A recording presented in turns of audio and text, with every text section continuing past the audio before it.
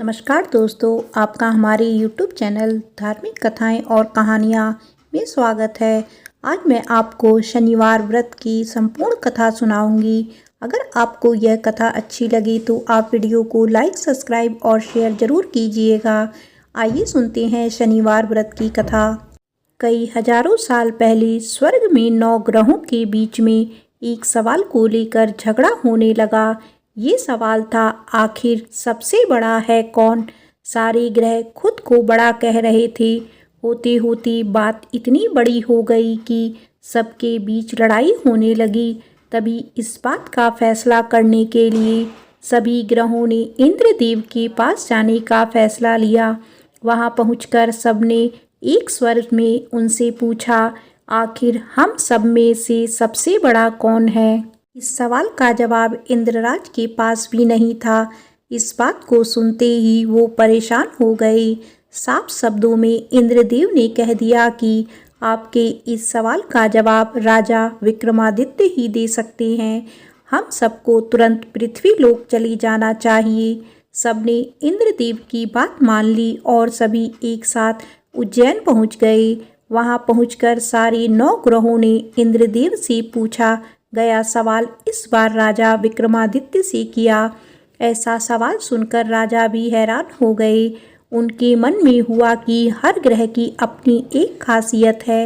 हर कोई किसी धातु का देव कहलाता है और सबकी शक्ति अलग अलग व प्रभावी है।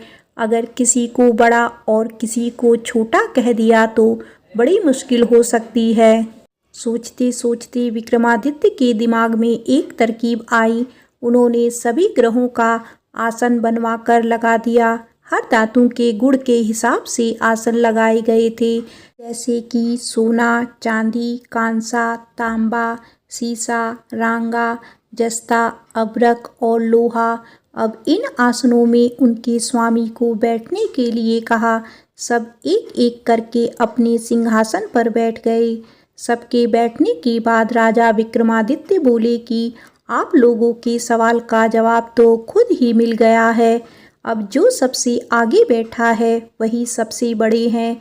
इस बात को सुनते ही आखिरी सिंहासन पर बैठे शनिदेव को गुस्सा आ गया। गुस्से में शनि ने विक्रमादित्य से कहा, तुमने मुझे सबसे पीछे बैठाकर मेरा अपमान किया है। तुम्हें मेरी शक्तियों का अंदाजा नहीं है। मैं तुम्हें पूरी तरह से खत्म कर दूंगा। उन्होंने आगे कहा कि सूर्य किसी राशि में 1 महीने, चंद्रमा किसी राशि में 2.25 दिन, मंगल एक राशि में 1.5 महीने, बुध व शुक्र 1 महीने, बृहस्पति 13 महीने ही रहते हैं। इन सब के मुकाबले मैं किसी भी राशि में 7.5 साल तक 7.5 बनकर रहता हूँ। कई देवता मेरे प्रकोप से पीड़ित हैं। भगवान राम को भी 7.5 का प्रकोप झेलना पड़ा। इसी वजह से वो जंगल गए थे। रावण भी 7.5 की वजह से ही लड़ाई में मारा गया था। अब तुम्हारी बारी है। तुम भी मेरे प्रकोप से बच नहीं पाओगे। अब ये सब देखकर अन्य ग्रहों के देवता चले गए और शनिदेव भी नाराज होते हुए आगे निकल गए। इतना सब होने के बाद विक्रमादित्य परेशान थे, लेकिन वो पहले की तरह ही अपनी जनता के लिए न्याय करते रहे। होते होते वो आनंद से अपना जीवन जीने लगे, पर शनिदेव अपना अपमान बिल्कुल भी नहीं भूले थे। बदला लेने के मन से एक दिन शनिदेव घोड़ा व्यापारी के रूप में उज्जैन पहुँचे। वहाँ पहुँचते ही उन्होंने खबर फैला दी कि उनके पास खूब तेज दौड़ने वाले घोड़े हैं। इस खबर के मिलते ही राजा ने घोड़े का ख्याल रखने वाले अश्वपाल को कहा कि जाओ उससे घोड़ा खरीद कर ले आओ। वो गया और देखा कि घोड़ा काफ़ी कीमती है। फिर विक्रमादित्य खुद गए और एक ताकतवर घोड़ा पसंद कर लिया। उसके बाद घोड़े की गति को देखने के लिए विक्रमादित्य उस घोड़े पर सवार होने लगे। तभी घोड़ा हवा में तेजी से दौड़ा और राजा को जंगल ले जाकर छोड़ दिया। जंगल से राजा अपने नगर वापस आने का रास्ता ढूंढने लगे। उन्होंने कई घंटों तक रास्ता ढूंढा, लेकिन उन्हें रास्ता नहीं मिला और वो भूख प्यास से तड़पने लगे। कुछ ही देर में उन्हें एक चरवाहा दिखा। उससे राजा ने पानी मांगकर पी लिया और पानी के बदले में उसे अपनी सोने की अंगूठी दे दी। उसके बाद राजा रास्ता पूछते हुए एक नगर में पहुँचे। वहाँ सामने ही राजा को एक सेठ की दुकान दिखाई दी। वो कुछ देर के लिए वहाँ बैठकर उस सेठ से बातें करने लगे। उसी वक्त सेठ की दुकान की चीज़ें बहुत तेज़ी से बिकने लगी। सेठ को लगा कि राजा उसके लिए भाग्यशाली है, इसीलिए वो उन्हें अपने घर खाना खिलाने के लिए ले गए। घर पहुंचकर सेठ कुछ देर के लिए राजा को एक कमरे में छोड़कर बाहर गए। वहां राजा ने एक खूंटी पर हीरे का हार लटका हुआ देखा। तभी 1 घंटी बजी और देखते ही देखते खूंटी ने उस हार को निगल लिया। ये सब देखने के बाद राजा बड़ा हैरान हुए। कुछ देर बाद सेठ वहां आया तो उसे वो हार नहीं दिखा। तभी उसे विक्रमादित्य पर हार चोरी करने का शक हुआ। सेठ ने उसकी शिकायत उस नगर के राजा को कर दी। सैनिक विक्रमादित्य को जंजीर में जकड़कर उस राज्य के राजा के पास ले गए। राजा ने विक्रमादित्य से पूछा, वो हार कहाँ है? उन्होंने जवाब दिया, उसे वहाँ की खूंटी निकल गई जिसमें वो हार टंगा हुआ था। इस बात को सुनते ही राजा गुस्से से लाल हो गए। राजा जवाब से संतुष्ट नहीं थे, इसीलिए विक्रमादित्य को हीरे के हार का घोषित करते हुए हाथ पांव काटने की सजा सुना दी। सैनिकों ने राजा का आदेश मानते हुए विक्रमादित्य के हाथ पांव काटकर उसे सड़क पर यूं ही छोड़ दिया। सड़क पर इस तरह से पड़े हुए विक्रमादित्य को कई दिन हो गए थे। एक दिन तेली को उन पर दया आ गई और उन्होंने अपने घर लेकर चला गया। उन्हें बैल हाँकने वाले कोल्हू की जगह काम दिया। अब विक्रमादित्य रोज बैलों को आवाज़ देकर उन्हें हाँकते थे। रोज बैलों को हाँकने का काम करने पर विक्रमादित्य को बदले में खाना मिलता था। इसी तरह होते होते 7.5 साल बीत गए।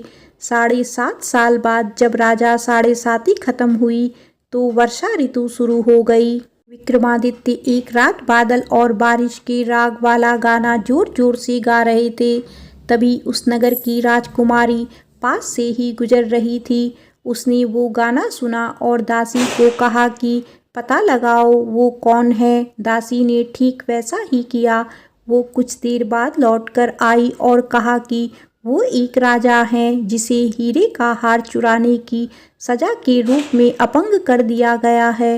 राजकुमारी को उसका बादल बारिश के राग वाला गाना खूब पसंद आया था, इसीलिए उसने अपंग राजा से शादी करने का फैसला लिया। इस बारे में जब राजकुमारी ने अपने माँ बाप को बताया तो उन्होंने इस रिश्ते से इनकार कर दिया। विक्रमादित्य के संगीत पर मोहित उस राजकुमारी ने जिद पकड़ ली कि वो शादी करेगी तो विक्रमादित्य से ही करेगी, वरना वो अपने प्राण त्याग देगी। बेटी की जिद के आगे हारकर उन्होंने उसकी शादी विक्रमादित्य से करवा दी। शादी के बाद राजकुमारी भी विक्रमादित्य के साथ तेली के घर चली गई। विवाह की रात को ही विक्रमादित्य के सपने में शनिदेव आई और कहा कि अब तो तुम्हें मेरे प्रकोप का पता चल ही गया होगा। अपने दंड की सजा मैंने तुम्हें इस तरह से दी है। सपने में ही राजा दुखी होकर शनिदेव से माफ़ी मांगने लगा और प्रार्थना करते हुए बोले, आपने मुझे जितना दुख दर्द दिया है उतनी किसी और को मत देना। विक्रमादित्य की प्रार्थना सुनकर शनिदेव को अच्छा लगा। उन्होंने सपने में ही उन्हें बताया कि जो भी इंसान मेरी पूजा करेगा, मुझ पर ही मन लगाकर ध्यान रख के करेगा, मेरी कथा सुनेगा, चींटियों को आटा खिलाएगा, वो मेरे प्रकोप से हमेशा बचा रहेगा। साथ ही मैं उनके मनोरथ भी पूरे करूँगा। सपने में ये सब देखते ही विक्रमादित्य की नींद खुल गई और उनके हाथ पांव भी लौट आए थे। अपंगता से छुटकारा पाकर वो बहुत खुश हुए। उन्होंने मन से शनिदेव को धन्यवाद किया। इसके बाद विक्रमादित्य ने अपनी पत्नी को शनिदेव के प्रकोप की पूरी कहानी सुनाई। तभी सेठ को भी पता चला कि वो अपंग इंसान राजा विक्रमादित्य हैं। उसने दौड़कर राजा से माफ़ी मांगी। राजा ने भी उसे माफ़ कर दिया। क्योंकि उन्हें पता था कि यह सब कुछ शनिदेव की वजह से हो रहा है। सेठ ने दोबारा विक्रमादित्य को अपने साथ घर चलने के लिए कहा। वहाँ सब मिलकर खाना खा रहे थे। उसी समय एक और हार खूंटी ने निगल लिया। इस दृश्य को सबने देखा और हैरान हो गए। कुछ देर बाद सेठ को अपनी करनी पर पछतावा हुआ और उन्होंने अपनी बेटी की शादी विक्रमादित्य से करवा दी। विवाह में सेठ ने उसे खूब सारे आभूषण दिए। राजा विक्रमादित्य अपनी दोनों पत्नियों के साथ राज्य वापस चल पहुँचे। वहाँ धूमधाम से उनका स्वागत हुआ। अगले ही दिन विक्रमादित्य ने यह घोषणा करवा दी कि सारे ग्रहों में सबसे श्रेष्ठ शनिदेव हैं। प्रेम से बोलो शनिदेव की जय।